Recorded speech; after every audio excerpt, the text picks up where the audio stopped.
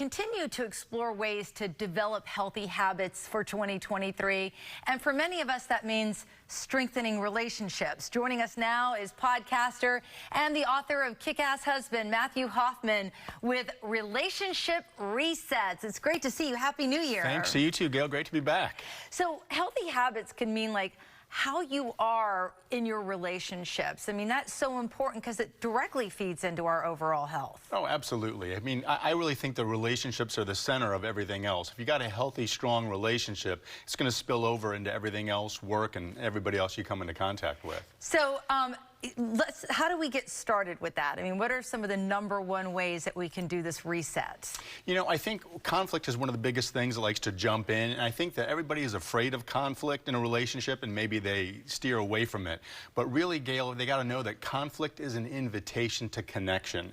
So when there's been a brush up or something's happened with you and your spouse or your partner, it's an opportunity to come back together and talk about it and do a little bit of a debrief. And as long as you approach that with genuine love and respect, and it's not about winning but about understanding, you can come back and try to talk about those things and maybe prevent them from happening again.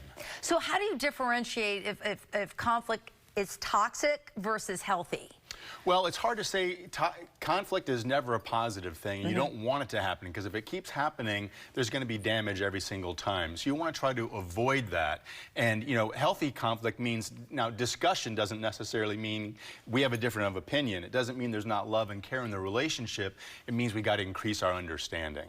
Okay, so what are some actionable steps that we can take to start this relationship reset? You know, one of the most important things, Gail, people have goals. You know, everybody likes to say my New Year's goals, right? And they may do that individually or for their business, but very few people talk about goals for their relationship.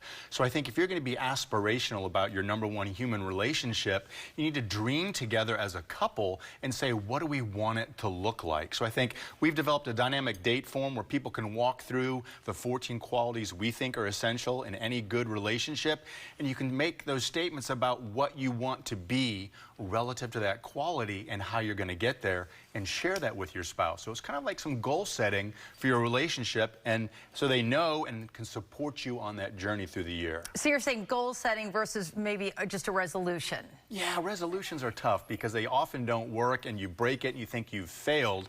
But when you're saying an aspirational goal, for example, on how you want to develop more trust and honesty in your relationship, it's tangible, and when you vocalize it with your spouse, they can hold you accountable, and you're partnering and working together on improving the relationship. All right, so you brought one of these sheets along with the dynamic date, unified thinking for a better future. What are some of the things on here that you focus on that people do through this exercise? So, you know, we can pick a quality off that, Gail. For example, fun and humor is one of our 14 pillars. So you can say, what are we going to do to strengthen the fun and humor that we have in our relationship? And a great way to do that is, let's pick an activity that neither of us have done, have no experience, and go do it together.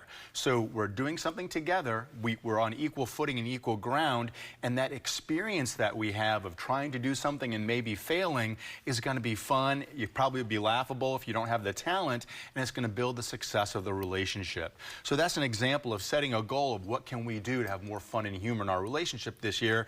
You know, maybe you talked about line dancing in another segment, and so, you know, if we've never done that, we might look pretty silly, so we're going to laugh, have shared memories, and a bonding experience by going through that together.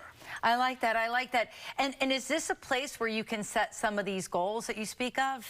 Yeah. So if you go to MatthewPHoffman.com and you look on our dynamic date forms, if you want more of them, we have them for every single pillar. In fact, more than one. So depending on what you want to develop, you can spend some time designing a dynamic date, which has an impact, as opposed to say, well, we're sitting next to each other in a movie, having dinner is nice, but when you're both investing in the relationship on a date and taking the time to do that, it really has a strong impact. So a dynamic date is getting outside the box? Yeah, absolutely. I mean, you want to make sure your time together is fun and you enjoy it and you relax, but you don't want to do activities that do nothing for the relationship other than pass time silently next to the person you're with. So give me a dynamic date. We have a minute left of something that you and Kim, your wife, might do.